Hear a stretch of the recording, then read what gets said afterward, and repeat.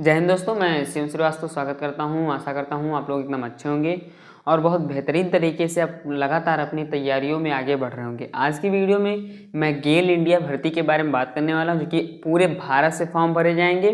कोई परीक्षा नहीं होनी है, कोई एग्ज़ाम नहीं होना है और ना ही कोई आप लोगों को ये देखा जाएगा कि आप कितने योग्य हैं अयोग्य हैं। जब एग्ज़ाम नहीं होना है तब आप घबराइए नहीं, आपका केवल मेरिट बेस्ड सिलेक्शन होगा। पूरे भारत से सिलेक्शन होगा। अच्छे खासे पद हैं, इंजीनियरिंग क्षेत्र में पद हैं। तो पूरा वीडियो देखने के लिए पूरा वीडियो देख लीजिए अच्छे से, फिर आगे डिसाइड करिएगा फॉर्म भरना है या नहीं भरना है, ठीक है। लेकिन उससे पहले आप लोगों से अनुरोध है, अगर अभी तक आप लोगों ने चैनल को सब्सक्राइब नहीं किया तो कर दीजिएगा। वीडियो पर पहली बार विजिट कर रहे हैं तो वीडियो को लाइक कर दीजिएगा और कमेंट बॉक्स में ज़रूर बताइएगा कि हमारे द्वारा दी गई जानकारियाँ आपको कैसे लगती हैं, क्योंकि मैं बहुत मेहनत से वीडियो बनाता हूँ और बहुत बहुत ढूंढता हूँ तब वीडियो बनाता हूँ, क्योंकि आप लोगों को दिक्कत ना हो, हमारा यही सोच है। तो बिना किसी देरी की वीडियो शुरू करते हैं। मैंने यहाँ पे लिख दिया कि गेल इंडिया भर्ती अधिकारी भर्ती है, ठीक। कैसी भर्ती है? अधिकारी भर्ती है। अधिकारी रैंक की मतलब ऑफिसर रैंक की भर्ती है 2024 की, ठीक है। अंतिम तिथि की अगर मैं बात करूं, सबसे पहले मैं बता देता हूं 11 दिसंबर अंतिम तिथि है। कल नोटिफिकेशन जारी हुआ है, फॉर्म भी भरने स्टार्ट किए जा चुके हैं। तो आप लोगों ने अभी तक फॉर्म नहीं भरा तो भर दीजिएगा। 11 दिसंबर इसकी अंतिम तिथि है, याद करके फॉर्म इससे पहले भर दीजिएगा। मेरे हिसाब से भर ही दीजिएगा। नोटिफिकेशन आउट हो चुका है, मतलब कि नोटिफिकेशन इनकी ऑफिशियल वेबसाइट पर और हमारे व्हाट्सएप चैनल पर दोनों पे डाल दी है मैंने। अगर अभी तक आप लोगों ने नहीं पढ़ा है तो वीडियो के बाद, जब वीडियो खत्म हो जाए उसके बाद एक बार नोटिफिकेशन देख लीजिएगा। वैसे तो मैं हर वीडियो में यही बताता हूँ कि मेरी वीडियो के बाद आप लोगों को नोटिफिकेशन पढ़ने की कोई ज़रूरत नहीं है, लेकिन फिर भी अगर आपको चाहिए कि हाँ आपको एक्स्ट्रा कुछ चीज़ें चाहिए, क्योंकि क्वालिफिकेशंस वगैरह मैंने सिर्फ इंजीनियरिंग क्षेत्र में डिग्री लिख दिया है, उसमें विधिवत कौन कौन सी इंजीनियरिंग क्षेत्र में कौन कौन सी डिग्री चाहिए वो वगैरह बाकायदा लिखा हुआ है।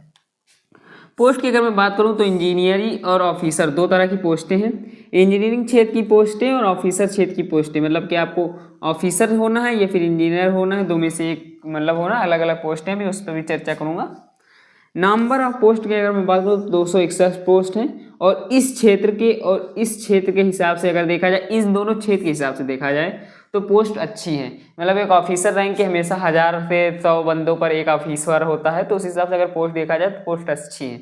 अगर वहीं पर वर्कर की पोस्ट होती तो ये 20,000 22,000 भी हो सकती थी। जॉब लोकेशंस की अगर मैं बात करूँ तो ऑल इंडिया है, आप कहीं से भी हैं फॉर्म भर सकते हैं, कोई दिक्कत नहीं है। फॉर्म भरने के लिए आपको ऑफिशियल वेबसाइट पे विजिट करना है। किसी प्रकार का रोक टोक नहीं है कि हाँ सिर्फ यही क्षेत्र वाले फॉर्म भर सकते हैं या फिर कुछ ऐसा कुछ नहीं।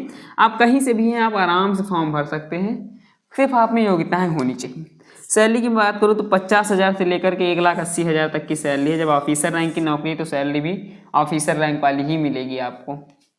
एज की अगर मैं बात करूँ तो 28 साल से 45 साल है और अलग अलग पदों के लिए अलग अलग एज हैं। कुछ के लिए 28 से 42 है, कुछ के लिए 28 से 32 है, लेकिन मिनिमम एज जो 28 है और मैक्सिमम एज 45 है। इनके बीच में एज का डिस्ट्रीब्यूशन किया गया है, तो आप एज को एक बार कैलकुलेट कर लीजिएगा और मेरे हिसाब से इनके बीच की एज सबके पास कन्फर्मेशन होगा ही, ठीक है। क्वालिफिकेशन से बात करूँ तो इंजीनियरिंग क्षेत्र में डिग्री चाहिए। डिग्री का मतलब होता है आपने बीटेक कर रखी हो या फिर आप लोगों ने डिप्लोमा नहीं लिया जाएगा, सिर्फ हाँ डिप्लोमा मैकेनिकल इंजन प्रोडक्शन का जो डिप्लोमा होता है उनको ले लिया जाएगा, क्योंकि उनको बीटेक के बराबर डिग्रियाँ दी गई हैं।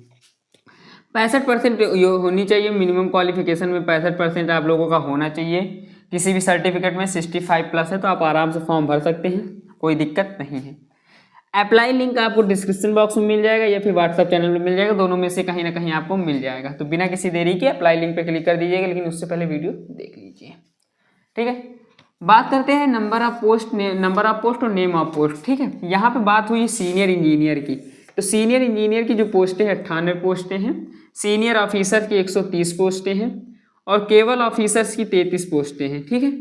मतलब ऑफिसर हो गया, सीनियर ऑफिसर हो गया, जब इन आप तीनों को प्लस करेंगे तो आपको 261 प्राप्त होगा और वही 261 मैंने यहाँ लिख दिया है, ठीक है। मैंने ऐड करके लिख दिया है।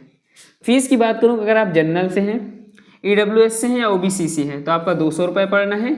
SC ST और अदर फीमेल वगैरह जो हो गए उनको 0 रुपये पड़ना है, किसी भी प्रकार का कोई पैसा नहीं है। वैसे भी मेरे हिसाब से फीमेल को बिना पैसे के ही फॉर्म भरने देना चाहिए मेरे हिसाब से, क्योंकि उनको फॉर्म वगैरह भरने में घर वाले नहीं मानते हैं तो कम से कम फ्री होगा तो फॉर्म तो भर देंगे।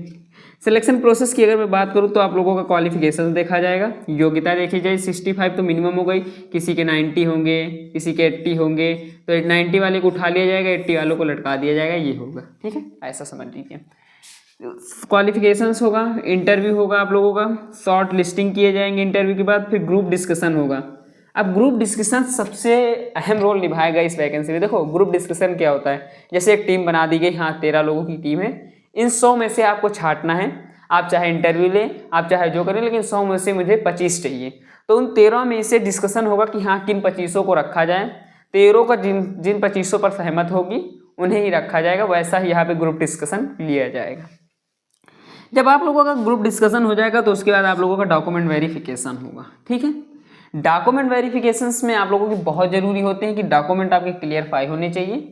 11 दिसंबर से पहले आप अपने डॉक्यूमेंट्स को क्लियर कर लेना, तब फॉर्म भरना। ठीक है, अब कौन कौन से डॉक्यूमेंट चाहिए मैं वो बता देता हूँ आप लोगों को।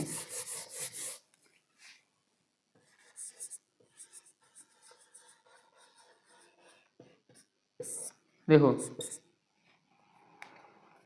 कोई भी एग्ज़ाम हो, कोई भी पेपर हो, कोई भी पेपर भरा जाए या कोई भी एग्ज़ाम दिया जाए, सबसे पहले आप लोगों से एक अपील की जाती है कि आपका आधार कार्ड कहाँ है।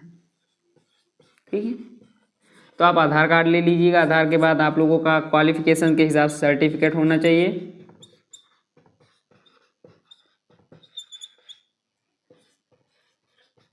ठीक है, सर्टिफिकेट होना चाहिए। क्वालिफिकेशन के सर्टिफिकेट के बाद आप लोगों का हो सकता है निवास देख लिया जाए, वैसे निवास नहीं देखा जाएगा, आपका जात देखा जा सकता है। जात के बाद आपका निवास हो गया, जात हो गया, और आय देखी जा सकती है। ईमेल हो गया, ईमेल के बाद आपका कॉन्टैक्ट नंबर होगा, वो आप लोगों को फॉर्म में ज़रूर भरना है। ठीक है, और जब फॉर्म वगैरह सब फिलअप कर दीजिएगा तो एक PDF अपने फ़ोन में सेव कर लीजिएगा, क्योंकि अगर आप साइबर कैफ़े से भरवाते हैं तो उनका एक फाइनल प्रिंट आउट निकलवा कर अपने पास रख लीजिएगा। ईमेल, और ये अब बात आती है कॉन्टैक्ट नंबर की। देखो आधार कार्ड में जो नंबर लगा होगा वही आपका कॉन्टैक्ट नंबर होना चाहिए, क्योंकि जो है ये मतलब क्लियरफाई करेगा कि कभी OTP वगैरह आएगा तो दिक्कत नहीं करेगा, सीधे एक ही कॉन्टैक्ट पे आ जाएगा। ठीक है, तो लगभग सारी जानकारियाँ मैंने आप लोगों को बता दी हैं।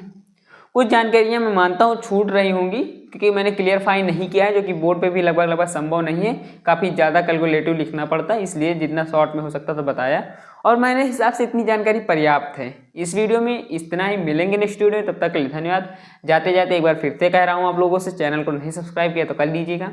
वीडियो पर पहली बार विजिट किए हैं तो कमेंट जरूर करिएगा कि हाँ मेरी वीडियो कैसी लग रही है आप लोगों को। मिलते हैं नेक्स्ट वीडियो में, तब तक के लिए बाय बाय।